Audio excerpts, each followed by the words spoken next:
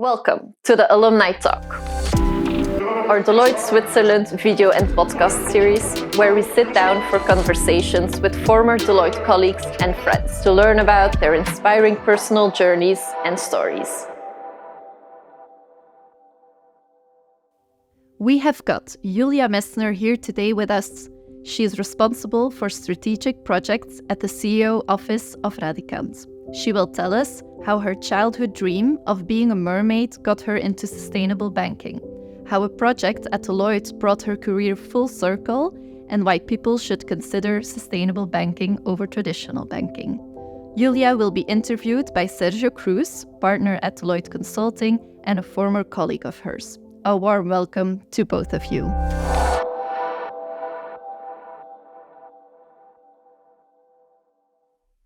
Hi, Julia. Thank you very much, for being here today. It's great to have you as an active member of our alumni team. Thank you, Sergio. I'm really pleased to be back here. It's always such a pleasure to be back in the Deloitte office, and thanks a lot for having me. Fantastic. Should we start with the grilling? Of course. I hope don't be too harsh on me, please. Okay. So, first question. Can you tell us a fun fact from your childhood? Fun fact from my childhood, I'm even almost about too embarrassed to mention, but when I was young, I always thought, I wanted to be a mermaid. And I was so fascinated by, all the beautiful fish in the sea and the colorful coral reefs. And that's why I'm even more convinced that we actually really need to do something to preserve these. And I think in many locations, we actually need to restore it to keep it for future generations to come. Right. So I know which topic you're choosing is sustainable banking then. Maybe, banking secrecy. Why did you join the firm?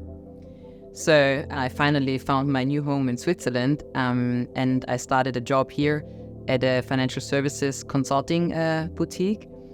And via this first job, let's say, I actually became aware of who is one of the major players out there, right? And it was Deloitte, and I was very intrigued by the profound expertise and experience of the team, of the FSI team in particular. And I really wanted to be part of it and experience all these amazing challenges that you're solving for very prestigious clients in the market here. What is one of your favorite stories from the time that you were with Deloitte? My favorite story or my favorite memory, I think it actually goes back to a project that I was able to do with Deloitte in Australia. So we had the opportunity to actually start drawing a new digital greenfield bank with our colleagues there.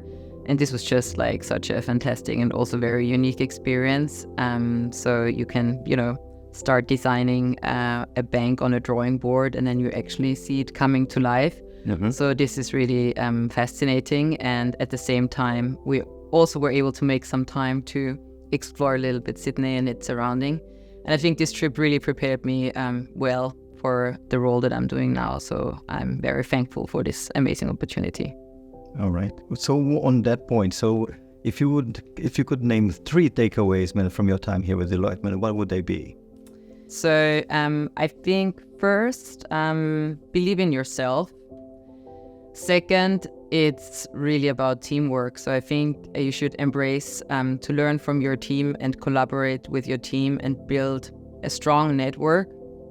And third, I would say that it is really key to have an open and entrepreneurial mindset, structure your ideas and sell your ideas most importantly, and then you can deliver really interesting and innovative solutions. So after almost 5 years with Deloitte, you decided to go for another challenge. Can you tell us a bit more about what we are doing today? Sure. So I left Deloitte and I started at Radicant, and this was just a very unique opportunity for me. It was the opportunity to build a bank from scratch. So we're about to launch Switzerland's first digital sustainability bank with Radicant. And I really wanted to be part of that journey. Right. And how do you say that your Deloitte network enabled you in doing this role today?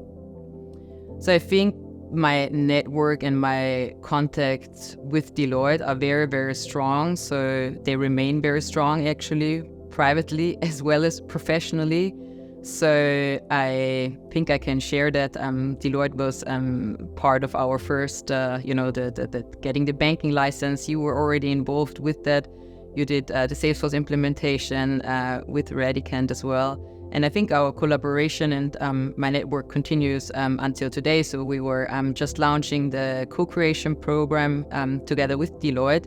So what that meant is that actually the Deloitte employees were invited to be part of our, or invited to get the app even prior to the public launch, co-create with us, and also we made available some of our SDG expertise and knowledge and trainings to Deloitte employees. And it will continue, right? And I hope it will continue. So we're now in the planning phase of an ecosystem event together. We're happy to have Deloitte with us. So yeah, it continues and it remains very, very strong, my network. Fantastic. And looking at the business itself, what do you think are the biggest challenges of sustainable banking today?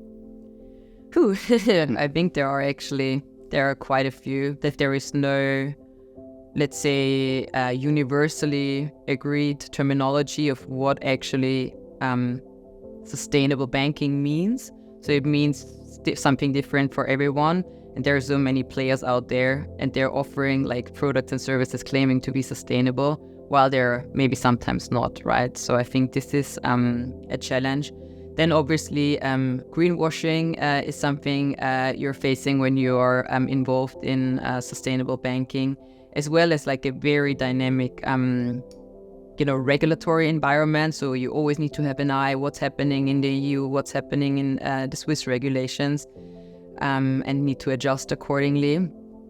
And another one I would say is also the perception of people still that sustainability and performance doesn't go really hand in hand. And I think this is just simply not true, or even the opposite, right? What do you think are your best arguments for someone to consider sustainable bank as opposed to traditional banking? Yeah, I think we are like in this very beautiful situation that we can say that we have a full orientation on sustainability. And this full orientation is true for banking as well as for investing. Additionally, you can also benefit from transparency with us. So we'd like to change what is now a bit in the market established, that it's not very clear what you invest in, what you pay for. So we would like to change that as well. So you see all the holdings, each and every company has an own SDG rating. You can spend a lot of time diving into the details here. And we also like to personalize a little bit. So we give the option to our customers to choose, for now at least, 2 topics that are dearest to their heart. So, for example, you could invest in life underwater or healthy ecosystems. Can you expand a little bit on the banking side? So what we understand for sustainable banking is really currently at least 3 things. So first of all, part of the deposits, of the client deposits, we actually invest them into green bonds. Second, part of your card transaction fees, they're funding sustainable projects. And third are actually sustainability-oriented features that we offer in our app. So we just recently launched our CO2 footprint checker. So for each transaction, you can see what's your footprint. And with this, we would like to make people aware, what is actually your impact on the world. And what about the investment part of it? So also for the investing part, we're fully focused on sustainability, and you might wonder how we do that, right? So we are actually using the framework of the United Nations Sustainable Development Goals, and they are the most established framework, let's say, when it comes to sustainability, right? Because they were accepted by, I think, more than 190 countries.